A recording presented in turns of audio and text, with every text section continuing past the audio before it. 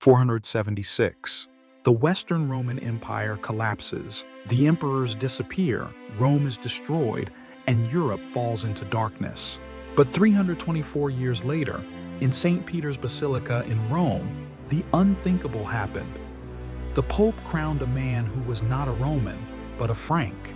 His name was Charles, known to history as Charlemagne, king of the Franks, conqueror of the Saxons, and now emperor of the Romans. It's not just the return of a crown, it's the rebirth of history's greatest dream, the Roman Empire. But this time, Rome is reborn not by ancient blood, but by sword, faith, and a terrifying ambition of the North. Rome has risen again, but this time, it won't last 1,123 years. Charlemagne was not born to be a Roman emperor. He was a Frank, a barbarian people despised by Rome. But with sword and cross, he rewrote his own destiny. He expanded his territory through Germany, Italy, the Netherlands, Switzerland, Austria, conquering the entire European continent and turning Frank into a true empire. And then Christmas 800. As he knelt in St. Peter's Basilica, Pope Leo III placed the Roman crown on his head. But here's the strange thing. Charlemagne didn't know it in advance, and perhaps he didn't want it. Why? Because the crown was a burden, reminiscent of Rome, and at the same time a confrontation with Eastern Rome. From then on, two Romes existed side by side, one Eastern, one Western. Charlemagne became emperor, but not of a dead Rome, but of a Europe trying to remember itself. Under Charlemagne, the Carolingian Empire became an unprecedented entity, a religious, territorial, and legal unity among dozens of barbarian peoples. He divided the empire into fiefs, appointed counts and bishops, and created an administrative system similar to ancient Rome. Education, writing, law, all were revived under his patronage. Schools were reopened in monasteries. All administrative documents were written in Latin again. But behind the glory, there were cracks.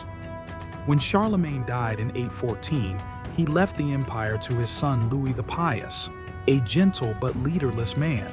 Charlemagne's three grandsons, Charles, Lothair, and Louis, soon became embroiled in a civil war of succession. Brothers killed each other to maintain power.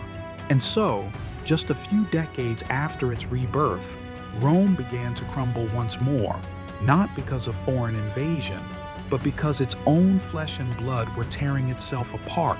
In 843, Charlemagne's three grandsons signed the Treaty of Verdun, dividing the Carolingian Empire into three parts, marking the death of a dream of unity. Lothair kept the center, from Italy up to the Netherlands. Charles received the West, later France. Louis took the East, the seeds of the future Germany. The cuts are not just geographical, they are cultural, linguistic, and power rifts. Rome is no longer one, but three voices, three aspirations. France was formed from West Francia, where Celtic Latin morphed into Old French. Germany grew from East Francia, where German began to emerge. The central part of Lothair had no identity of its own. It was disputed, torn apart for 1,000 years, and it became a war zone, from Alsace to Belgium, from Lombardy to Lorraine. Charlemagne dreamed of a united Europe, a new Rome. But it was his descendants who laid the foundations for nations and wars and divisions for the next 1,000 years. After Charlemagne's grandchildren died, the empire was fragmented into dozens of kingdoms and duchies. There was no one to inherit his glory. Later kings gradually became more symbolic than rulers. Real power fell into the hands of local nobles, bishops, and feudal warriors. The church still called them Romans, but they themselves did not believe in the name. Rome, with its laws, its empire, its ideals of unity, had disappeared once more. Carolingia was not killed. It faded away like a ghost, dissolving into the mists of history. leaving behind vague traces in libraries, churches, and the names of a few towns. For the next century, no one called himself Western Roman Emperor again until another name appeared, Otto of Germany. But that's another story. Charlemagne united Europe, but he didn't leave behind an empire. He left behind a promise, and that promise was never kept. Although Carolingia disappeared, the name Charlemagne did not sink into oblivion. On the contrary, he became a legend, the Alexander of medieval Europe. Throughout the Middle Ages, kings of Germany, France, Italy, all claimed to be his spiritual descendants. Charlemagne became the icon that everyone wanted to inherit, but no one could compare. The academy he founded, the Palatine School, became a model for Catholic education in Europe. The idea of a united Europe would remain alive for centuries. The Holy Roman Empire, founded later by Otto I, was an attempt to recreate Carolingia, but instead of unification, it led to centuries of power struggles. His name became a standard for legitimacy. Karl der Grosse, Carolus Magnus, Charlemagne, many languages, one common memory. Even in the 20th century, the plan for European unification after World War II was called the Charlemagne Pact. Although it failed, the name remained a dream.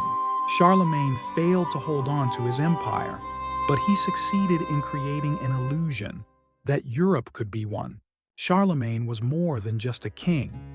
He was the memory of a Europe that dreamed of unity, dreamed of Roman glory, dreamed of something that could not be kept for long.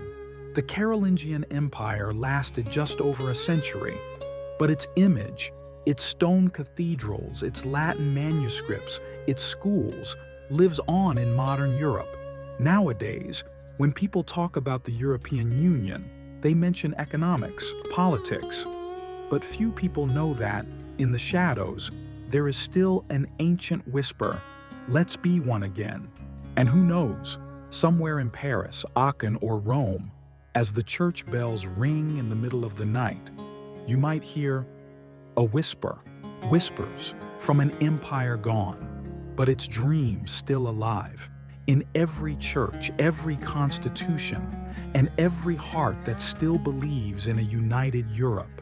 Thank you for joining us on this journey. If you love forgotten stories, follow us to continue exploring the unfulfilled dreams of the past. Because there are empires, though gone, that continue to live in the hearts of storytellers. There are so many battles buried by time, stories you deserve to hear. If this one felt worth remembering, drop a comment and don't forget to subscribe. Thanks for watching.